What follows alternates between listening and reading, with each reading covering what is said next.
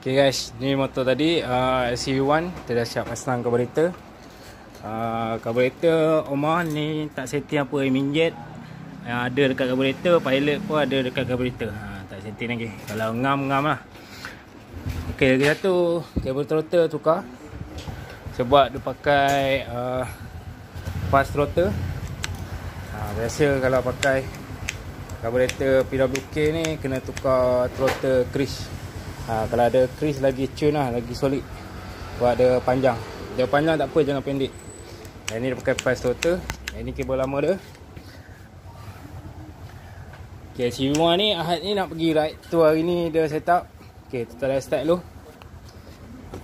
Kita cun-cun. Kita dah start. Karburator size 34. Kita start. Try start. Bismillah.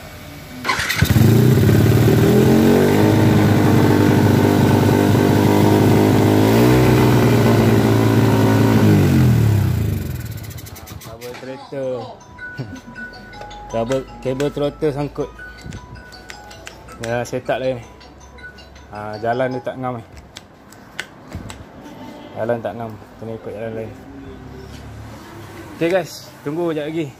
Kita sambung video dia. Yang ni tak ngam lagi guys. Okay guys, kita dah siap. Kita dah jumpa jalan kabel throttle. Ni timing pun ngam. Yang ni tukar karburator setting. Owner nak pergi ride airan macam tu.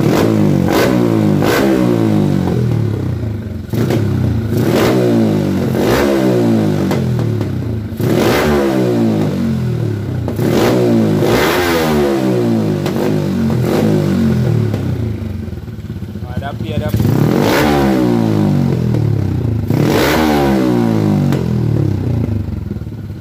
Okey kan, mana yang ada pergi ride Sungkai macam Bambu ni Reja-Reja. Kita orang berada di sana hari Ahad ni 25 hari bulan. Kalau jumpa tegur-tegur kan. Alright, cukup hari ni. Setting ngam. Saya apa-apa lah. Teran lah.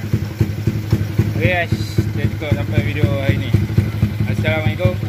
Apa-apa, Reja-Reja hola.